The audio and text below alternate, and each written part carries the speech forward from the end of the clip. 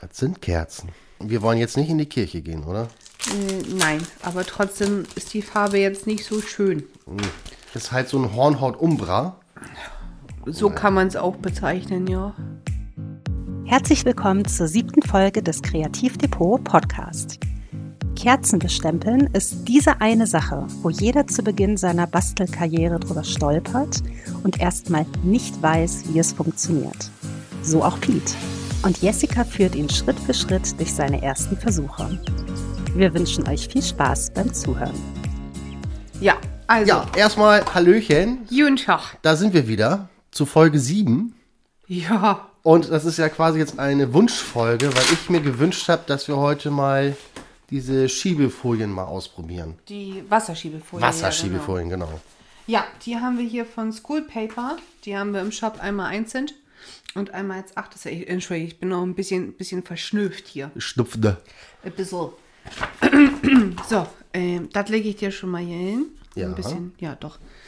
Und dann brauchst du halt bestimmte Stempelkissen. Okay. Ich hatte das ja dir schon mal erklärt. Also Ja. so versucht ein bisschen anzureizen. Einmal die Stays on Pigmente und einmal das Memento. Ja. Ja, mit dem weißen Deckel gibt es aber auch, glaube ich, von Stays on haben wir noch andere. Fällt mir gerade auf, aber die lagen jetzt gerade nicht in der Kiste.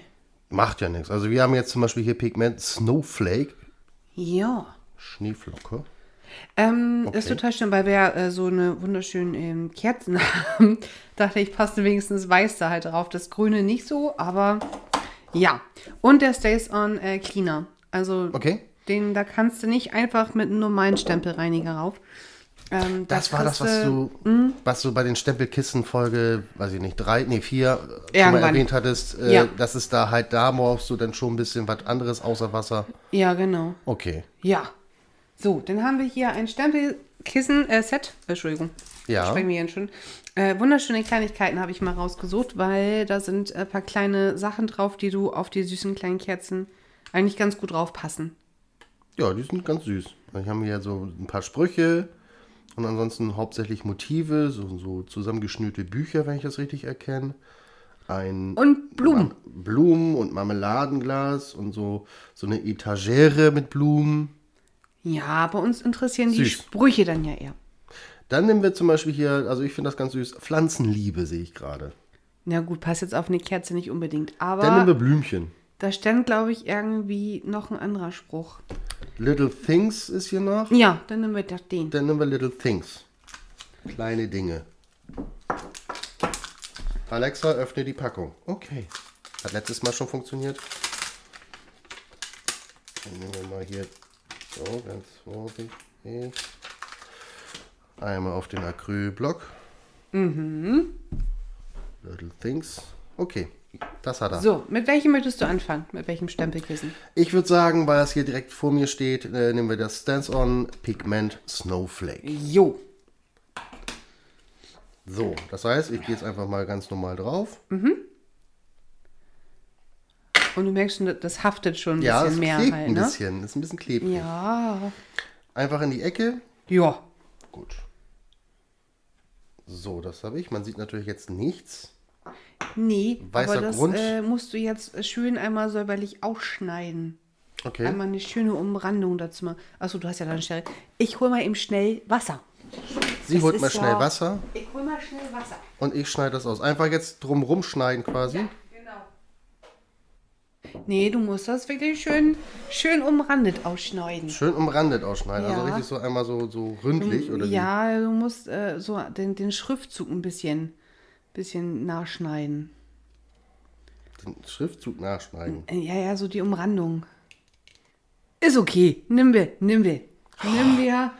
Du hättest jetzt jeden einzelnen Buchstaben ausgeschnitten oder wie? Ja, nicht ganz. Okay. Nicht ganz. Okay, leg dir mal deine Kerze ein bisschen dahin. Ich leg mir meine Kerze dahin. Und jetzt nehmen wir noch ein Handtuch. Ja. Dann tust du jetzt deine ausgeschnittene Wasserschiebefolie ins Wasser. Okay. Komm her. Komm her. But. Ja, fein. So einmal einfach so eintunken oder wie? Genau, kannst einfach mal reinschmeißen. Ich schmeiß mal. Oh, Genau. es wölbt sich. Ja, kannst du ein bisschen gegendrücken, genau. Und eigentlich geht das relativ schnell. Also eigentlich kannst du, weiß nicht, 5 bis 10 Sekunden kannst du runterziehen und dann fängt es sich schon an, langsam zu lösen. Also Okay. das ist quasi so ein 2-Schichten-System, wie damals bei der Tattoo-Folie. Ah. Erinnerst du dich noch dran? Ja, die als man Kind? so bei den Kaugummis meistens dazwischen Genau, hatte, so welche Tattoos. haben wir auch im Shop allerdings. Finde ich richtig geil. Habe ich aber tatsächlich noch nicht ausprobiert. Okay. Aber so musst du das ungefähr vorstellen. Die oberste Schicht, die ist durchsichtig, die wird sich gleich lösen Ja. von der unteren Schicht. Und die ziehen wir gleich rüber auf die Kerze. Aha. So, jetzt kannst du schon mal so ein bisschen gucken mit den Fingern, ob sich das schon ein bisschen so leicht gelöst. Versuch mal ein bisschen zu schieben. Ja, Ja, dann zieh jetzt runter. Also zieh raus. ich nehme es mal raus. Genau. Und diese Folie kommt jetzt auf die Kerze. Gott, oh Also genau, leg erst auf die Kerze drauf. Und jetzt ziehst du einfach halt rüber. Genau. gar nicht so. Das ist eine Fummelarbeit. Findest du? Ja, jetzt zum Beispiel hier ist ein Knick drin. Kann man das noch retten? Natürlich.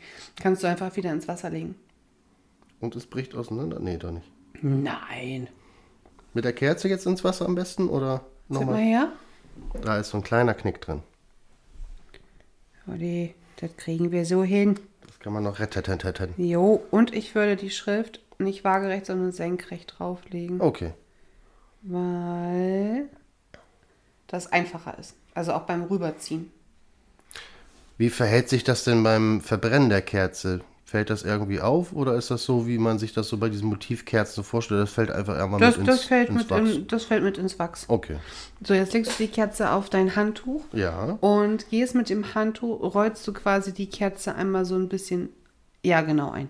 Genau so. Stopp, Ah, okay. das reicht schon. Das reicht schon. Und jetzt guckst du, ob die Folie einmal gerade auf der Kerze liegt Ja, hier und sind, keine Bläschen unter sind. ich wollte gerade sagen, ein paar Bläschen sind noch drunter.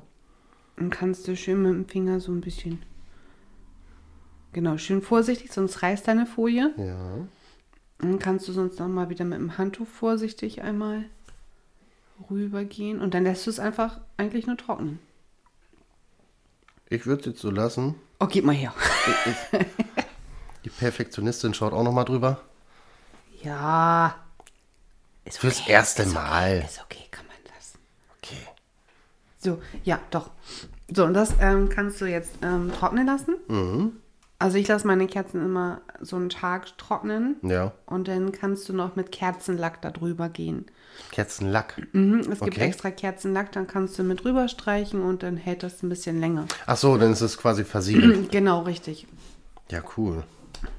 Aber was das nicht alles gibt, also ich bin ja jedes Mal fasziniert von Folge zu Folge, aber jetzt habe ich jetzt auch mal wirklich ein Bild vor Augen, was diese Schiebefolien angeht, weil das hat mir, wie gesagt, bestimmt schon 3-mal angeschnitten, das Thema. Ja, Und ich konnte mir einfach nichts drunter vorstellen, wie das gehen soll. aber es ist total simpel und total einfach. Wenn man weiß, wie. Wenn ja. man weiß, wie. Das Problem an diesen Stempelkissen ist, finde ich, bei diesen Stays on Pigment, dass die nach einer Zeit ziemlich schnell austrocknen. Oh, okay. Also da muss man echt ein Zügig den bisschen Deckel wieder drauf.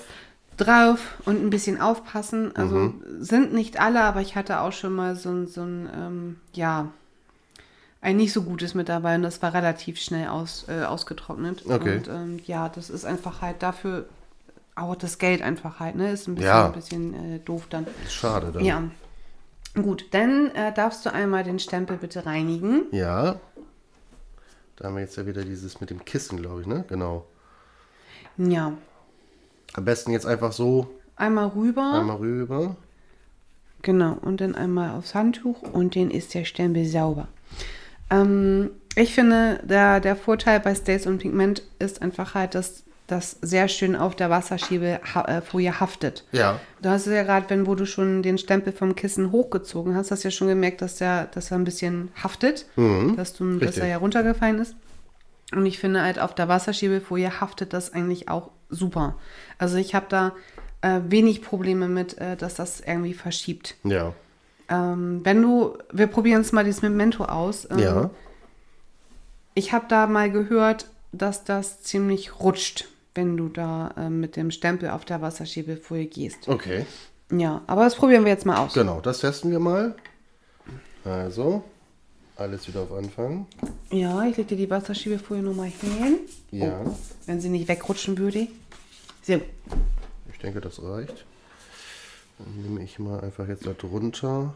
Ich würde die Wasserschiebefolie auf das Papier rauflegen, weil sonst hast du die Rillen Achso, vom Tisch da drin. Die Unterlage, ja. Okay. Ja, das stimmt. Also man muss da schon... Guck, rutscht ziemlich doll, ne? Das ist ein bisschen rutschig. Also es ist jetzt so ein bisschen gedoppelt, die Schrift. Und sie perlt auch ein bisschen. Ja, also das ist halt das, was ich auch gehört habe. Probier es nochmal, bitte. Ich probiere es nochmal. Ja, ist ein bisschen besser, aber nicht ganz. Ich kann dir den Tipp geben, dass wenn du jetzt, also das Stempelset war jetzt ja neu, was wir aufgemacht haben, dass du dir irgendeinen kleinen Stempel nimmst, wirklich der unbenutzt ist, also wirklich noch nirgendwo drauf, und den setzt du mit auf deinen Acrylblock. Ach so, als Konter. Der dann so ein bisschen... Der haftet ja auf da der ja keine Stempelfarbe hat, haftet der ja auf der Wasserschiebefolie, und dadurch kannst du halt den Abdruck besser machen, also den du wirklich halt haben möchtest.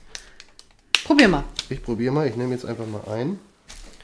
So. Genau. Und jetzt gehst du auch nur mit dem Stempel in die Farbe rein, den du auflegst. Den anderen darfst du nicht da irgendwie reinkriegen. Das kriegen wir hin. So, das haben wir. Hast du? Ja. Schön. Dann versuchen wir nochmal unser Glück. Ich gehe jetzt mal einfach in die andere Ecke, damit ich das schöner ausschneiden kann. Ja, das ist schon was anderes dann. Kann nichts verrutschen. Ja, das sieht auf jeden Fall schon viel besser aus.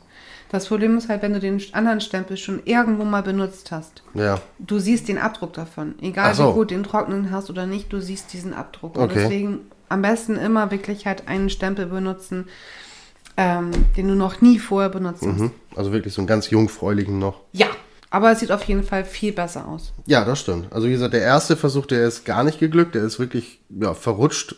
Sieht jetzt aus wie so eine gedoppelte Schrift. Ja. Der zweite ist schon okay, aber der dritte ist wirklich schön fein.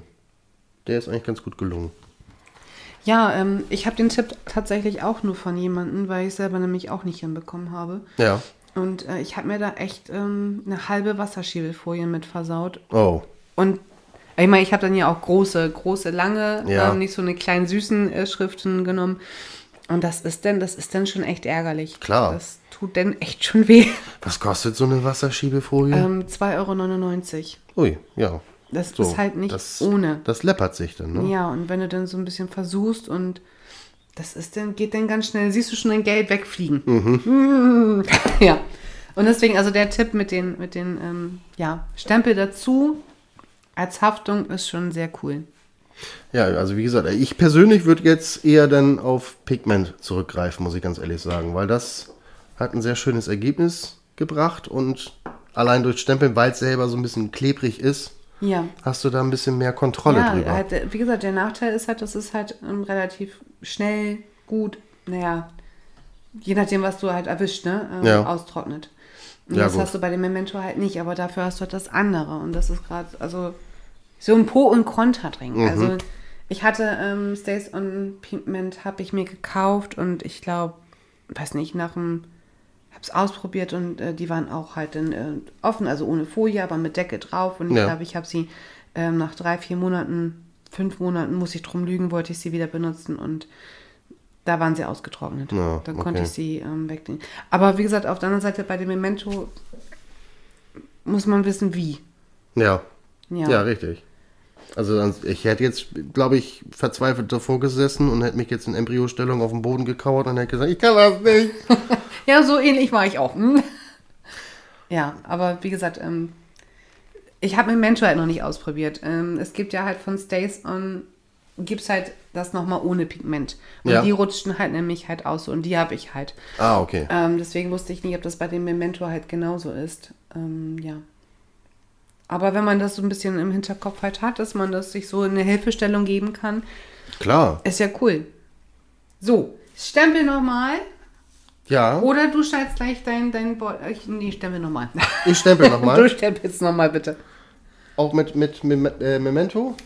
Ja, wie du möchtest, kannst du. Du können ja auch, warte, wir haben jetzt ja eine Kerze mit Little Things. Da muss ja irgendwas Gutes dazu passen, wa? Dann machen wir deinen Stempel sauber. Ich mache mal meinen Stempel sauber. Wir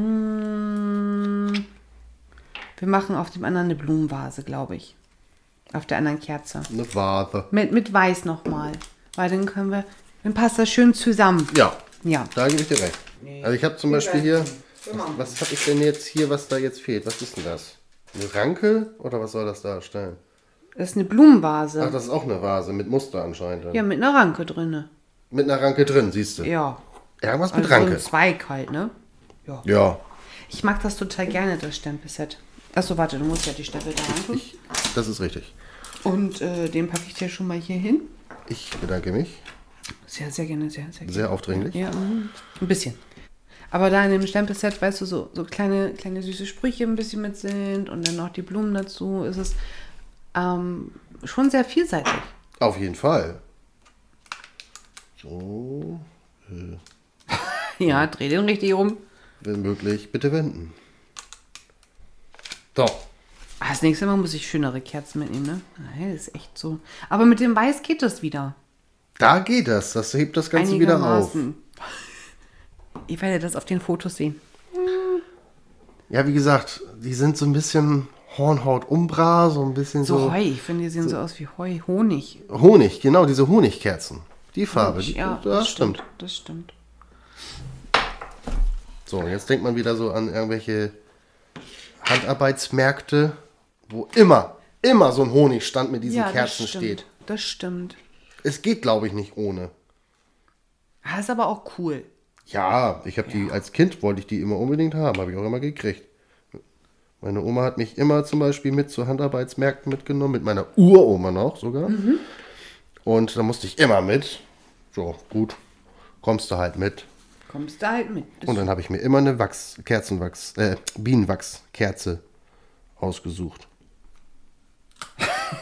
Es backt. Es backt. Ja, es ist halt dieser Vorteil, den ich cool finde halt, ne? Weil du es einfach, es verrutscht nicht so. Nee, genau. Ich sag ja, du hast da ein bisschen mehr Kontrolle drüber in dem Fall. Ja. So, ich bin selber bewaffnet. Ach ja, stimmt. Warum will ich dir mal die Schere geben? Weiß ich nicht.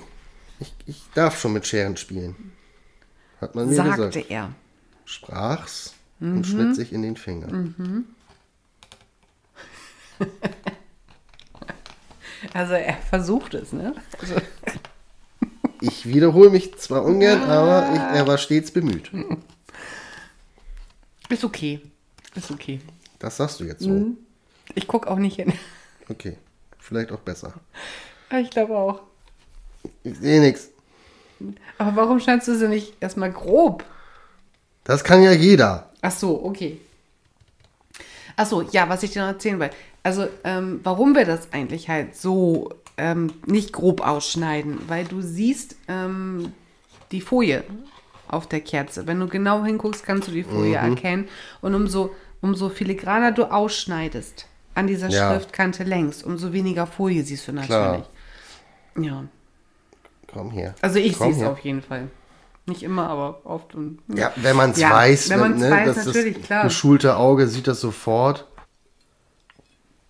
Das ist wirklich, also auch wenn ich Karten zum Beispiel bastel und ich weiß, da ist ein Fehler drin, ich schmeiß die weg. Weil du ihn siehst. Weil ich sehe ihn. Ich weiß auch ganz genau, das kann ich nicht. Da bin ich echt. Es tut mir zwar denn leid und weh, aber das geht einfach halt nicht. Bin echt ein bisschen so. Ja gut, wenn du ihn aber ich sag jetzt mal ganz salopp, wenn du ihn der buckeligen Verwandtschaft, die das sowieso nicht so wirklich wertschätzt, schenkst, die sieht es wiederum nicht. Die sieht nur eine Karte und sagt, danke. Ja, aber ich kann es mit meinem Gewissen nicht vereinbaren. Ach so, okay, weißt ja du? gut, ja. So, wenn ich was mache, dann mache ich es ordentlich. Perfektionist. Ja, ein bisschen. Bin ich ja auch ab und so. zu. So. Achso, du brauchst eine Kerze. Ich brauche eine Kerze. Achso, ich dachte, wir wollten jetzt die. Nee. Nee. So nicht. Nicht so. Nee. Der kommt ja hier auf Gedanken, der. Ja. Ja. Jetzt wird er mutig. Ja. Oh, guck mal, das flutscht doch. Du hast die auf dem Kopf. Wenn möglich, bitte wenden. Sei dir verziehen. Da klappt das so gut. Ja, und dann... irgendwas ist immer. Wie man es auch macht. Hast du schön gerade? Ich sehe das, mein Freund. Das auch noch. Ja. Ja, mit dem Handtuch einmal. Ja. Schön. Einmal einrollen. Ja. Ja? Ich bin zufrieden. Ja, kannst du. Doch, kannst du wirklich. Aber guck mal, Also. wenn du jetzt die beiden zusammen da liegen hast, dann Ja. sieht es schon wieder ganz cool aus. Das stimmt. Machst du noch ein schönes Band drumrum und dann kannst du die verschenken. Süß. So eine schöne kleine Havanna. Ja, nicht? Nee. Nicht so. Aber kannst du auch anzünden, ne? Kann man Oder auch anzünden. Kannst du auch anzünden. Aber dran ziehen bringt nichts. Nee, das stimmt. Nee, aber cool. eigentlich geht es relativ schnell und macht viel Spaß. Und ja, wenn man sich nicht gerade ärgert, dass es alles verrutscht ist. Ja. Oder die Kissen ausgetrocknet sind. Nein, aber es macht sehr viel Spaß. Ja, es ist wieder mal total interessant. Also, ich fand das ja auch letzte Folge total spannend. Mit allem, also mit dem Embossen, das fand ich ja total cool, wie das so funktioniert und wie das geht. Ja, das macht richtig Spaß. Aber dann das Rumgeklei und Rumgesaue. Ich sag ja, Mega cool. es ist auch cool. Gut, wie gesagt, ich musste zwar mit dem Kercher durch die Küche, aber... Was? Ja gut, ganz so schlimm war es nicht, aber es ist schon eine kleine Sauerei. Die Ja. aber Spaß macht. Ja. Man darf mal gewollt und gezielt rummatschen. Ich mach Ja, mal aber man runter. sollte ja auch nie wirklich, also ich fühle mich da echt dann immer so ein bisschen so wieder zurückversetzt. Einfach ein bisschen rumsauen, ein bisschen rumpanschen, ein bisschen ausprobieren. Und keiner schimpft mit dir. Keiner schimpft mit dir? Nee. Kannst du mit dir selber schimpfen, aber das machst du ja auch nicht, weil das wäre ja auch ein bisschen, ja, nee. Nee, aber ja, es ist so vielseitig einfach halt das Basteln, was du machen kannst. Wie gesagt, da könntest du jetzt wirklich halt dieses Tüdelband rummachen, du könntest noch einen Anhänger ausstanzen, könntest da auf den Anhänger wieder raufstempeln, weißt du, so für dich. Ich überlege gerade, wie man es sonst noch machen könnte. Man könnte bestimmt auch irgendwie eine Box noch nehmen. Bestimmt kannst du auch eine Box basteln. Eine Box basteln, die da irgendwie schön rein. Ja. So ein bisschen mit Seidenpapier oder so ausschmücken. Ganz viele machen das, dass sie kleine Klötzchen benutzen. Es gibt jemanden, der heißt wirklich der Klötzchenmann. Ich will jetzt Der hier Klötzchenmann, ich okay. möchte keine Werbung dafür machen, aber der verkauft kleine Klötzchen und damit kannst du richtig viel basteln. Und dann nimmst Okay. du dir jetzt, da würde ich jetzt 4 Klötzchen nehmen, machst du 2 unten, so einen Boden, Ja. machst du 2 an der Seite hoch, packst die Kerzen da rein, machst du Band drum, machst du Anhänger dran, kannst du verschenken. Auch süß. Oder wie gesagt, machst dir Verpackung. Ja. Das ist ja eigentlich ganz einfach. Du kannst ja einfach ausmessen, was du da brauchst. Höhe, Tiefe, Ja, Breite. genau. Hast noch einen Deckel drauf mit dem Fenster rein. Ja, genau. Jetzt dass man sie gleich übertreibe ich. sieht. Ja, nee, aber dass man sie auch gleich sieht. Ja. So sind sie auch geschützt. Richtig. Jetzt haben wir hier einmal Little Things und einmal ein Blumenwäschen. In einem Einwegglas, wenn ich das richtig erkenne. Bestimmt. Ich Das sehe es sieht- auf dem Kopf. Ich weiß es nicht. Aber es sieht nach einem, ich zeig's dir nochmal, es sieht nach einem Einwegglas aus. Ein Blumenstrauß in einem das Wegglas. stimmt. Das stimmt. Süß. Oder Moonshiner würden auch die Männer sagen. Ein Oh, du könntest Moonshiner-Glas. auch so ein Einwegglas nehmen und da eine Kerzentülle draufsetzen und dann könntest du die Kerze da reinsetzen. Und Siehste? unten machst du wirklich halt so, weiß nicht, ein paar Süßigkeiten oder ein paar Blumen oder sowas rein. Ja, und bisschen dann bei Gras. dem Wegglas, weil es ja so einen schönen Rand hat, fällt mir so ein, da könnte man dann schön so ein ja nicht Garn, aber so ein, ich sag mal, Tampen oder sowas nehmen. Ja, ich würde da etwa ein breiteres Seidenband, Dieses glaube ich, Bäcker- wie nehmen. hieß Oder es? das Bäckergarn. Das Bäckergarn, kannst du genau. auch nehmen. So ein bisschen was Dickeres. Ja. Ja. Oh, da sprudeln jetzt die Ideen. Oh Gott, wir müssen aufhören. Wir müssen so. aufhören. Ja, also, was sagst du? Ja, ich finde es wieder faszinierend. Also es ist, man denkt immer so, das ist gekauft. Das ist gekauft. War schon mit diesen, wie gesagt, mit den Pasten so. Da habe ich gedacht, entweder das ist gekauft oder das ist wirklich mühevoller Kleinarbeit und filigraner Kleinarbeit. Alles mit Moosgummi aufgeklebt. Nein, ist es nicht. Nein. Und auch in diesem Fall hätte ich jetzt gedacht, das ist eine gekaufte Kerze. Die gibt es so in irgendeinem Bastelladen um die Ecke mit allen möglichen Motiven. Nein, es ist selbst gestempelt und selbst da drauf gefummelt. Und wieder was, wo du drauf stolz sein kannst. Ja, es ist wieder Marke Eigenbau. Selbst gepflückt. Selbst, ja. Ich find's cool. Schön. Das freut mich. Ich freue mich auch. Ich freue mich jedes Mal, wenn ich hier bin oder auch du bei mir bist und ich wieder was Neues übers Basteln lernen kann. Als absoluter, wie man neudeutsch sagen würde, Noob, also als absoluter Nicht-Bastler, komme ich Ja. langsam rein. Ich sag dir das. Also. Es kommt ja jetzt sowieso, denn ich denke mal der Moment, früher oder später, wo du ja sagst, dann legst du mir alles nur noch hin und sagst, mach. Und ich sitze da, Schlaganfall. Aber das könnten wir nächste Woche mal machen. Dass wir uns irgendwas raussuchen, was vielleicht auch neu reingekommen ist in den Shop. Ja, gerne. Und dass wir dann einfach basteln. Gerne. Dass wir mal die neuen Produkte ausprobieren, die ihr gerade neu so am Lager habt. Also wir suchen uns was Schönes. Ja. Ihr kriegt ja, glaube ich, regelmäßig neue Artikel rein, ne? Ja, es sind aber, also, ja, wie soll ich das sagen? Also sind halt ja immer die gleichen Artikel, aber halt, also nee, warte, jetzt muss ich das irgendwie umdenken. Ja, aber ich meine jetzt zum Beispiel bei den Stanzen gibt es denn mal eine neue Tütenform zum Beispiel, eine neue Boxform. Ja, das meine natürlich, das natürlich. Das meine ich nämlich. Ja, das macht ja auch sonst keinen Sinn. Eben. Nee. Nee. Ja, nö. Wenn nö, dann nö. Wenn nicht, dann geht hier gar nichts, du. So. Ja. Denn suchen wir uns nächste Woche was Schönes raus. Und dann lass dich überraschen. Lass dich überraschen. Oh, da denke ich wieder an Rudi Carrell. Das war eine schöne Sendung. Lass dich überraschen. Und der war auch immer sehr sympathisch. Er soll aber hinter den Kulissen gar nicht so sympathisch gewesen sein. Er war auch ein Perfektionist und das sehr energisch. Also der war garstig. Habe ich schon von einigen. Da ich ja nun mal medienaffin bin, habe ich das schon von einigen gehört. Mike Krüger hat das zum Beispiel mal gesagt. Er hat ihn abgöttisch geliebt.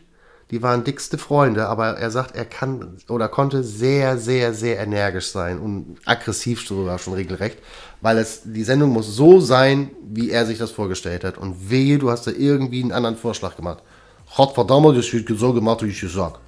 Naja, aber er hatte ja auch Erfolg, ne? Also mega Erfolg. Irgendwann muss er ja richtig gemacht haben. Eben.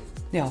Und alle liebten ihn, ich inklusive. Also ich fand ihn auch toll. Ich bin mit ihm ja auch aufgewachsen und gut, also, dann heißt, nächste Woche gibt es die Feuertaufe. Freifahrtschein, Abfahrt. Piet bastelt ganz alleine. Ja. Aber du bist zumindest kommissarisch Ich sitze in der anderen Ecke da hinten. Ich kann dir wenigstens zuwinken und sagen, ist kaputt. Dann sage ich, Brauch ich nicht.